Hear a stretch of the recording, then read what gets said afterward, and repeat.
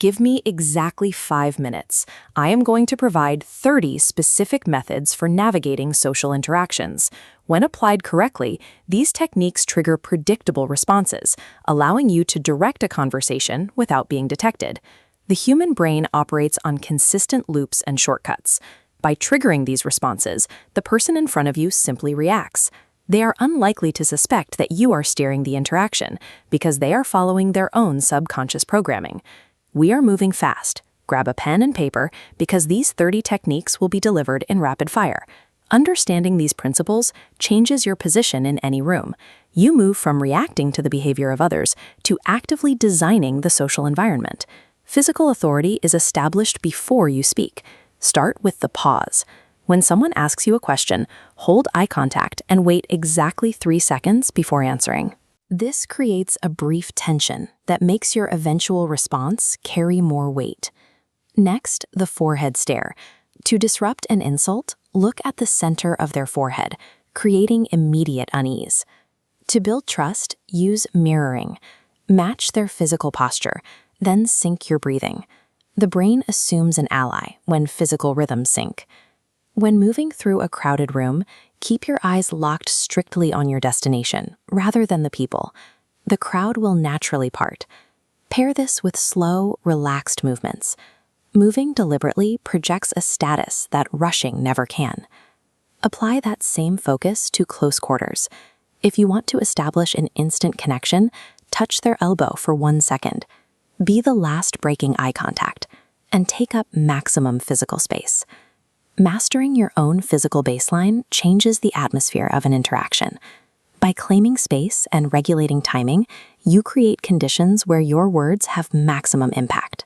To control a conversation, use their name frequently. It is the most effective way to hold a target's attention. Then, replace the words I and you with we. This creates a sense of shared purpose, even if no such teamwork exists. When someone tries to interrupt you, deploy the interrupt shield. Do not speed up or raise your volume. Maintain your exact pace and pitch. The interrupter's brain will register the failed disruption and go silent. If people aren't listening, do not shout. Drop your voice to a sudden whisper. The contrast in volume forces an inattentive audience to stop what they're doing and lean in. If hit with a difficult question, turn it back by asking them a question on the same topic. Finally, always end your interactions with positive, powerful words. The brain has a recency bias. It prioritizes the memory of the last thing it hears. Directing the emotional rhythm and pacing of a conversation allows you to steer the outcome, regardless of who is speaking the loudest. When making a request, give a slight physical nod while speaking. Their mirror neurons will prompt them to unconsciously nod along and agree. Always attach the word because to your request. The brain is conditioned to look for a reason to comply, regardless of the excuse. This chart breaks down 2 opposing strategies. The left shows the foot in the door technique. Secure a tiny yes first, paving the way for a larger yes later. The right shows the door in the face. Make a ridiculous demand they will reject.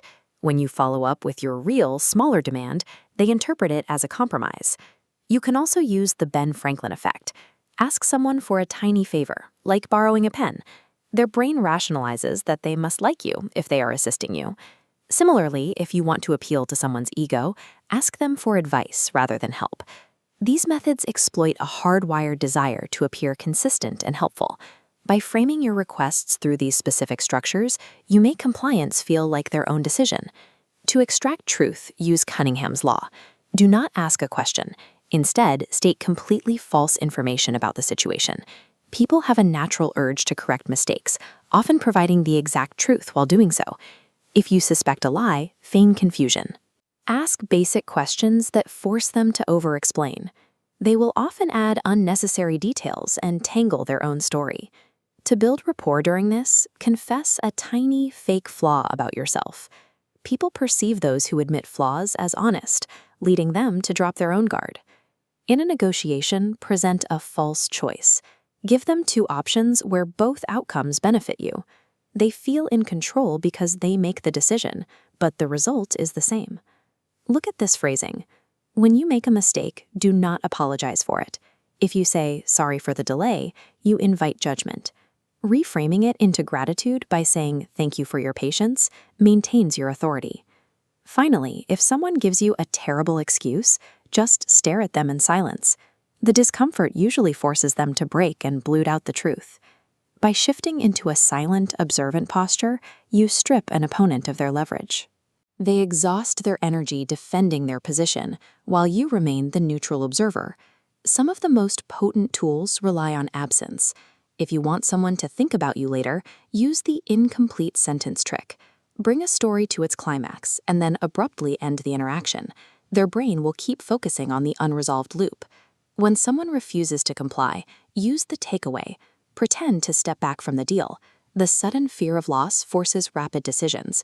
If that completely fails, it is time to execute the walkaway. Simply leave the situation entirely without showing any emotion at all. Walking away creates a vacuum. It forces the other person to evaluate what they are losing, often leading them to chase the interaction they previously resisted. You now have 30 specific methods to influence behavior and observe responses in any environment. Do not attempt to use all 30 at once. Your task today is to pick exactly one technique, the forehead stare or the 3-second pause. Take that single method into the real world and test it on your next interaction. Learning the mechanics of interaction is simple, but mastery requires repetition. Use these observations carefully and begin designing the rooms you walk into.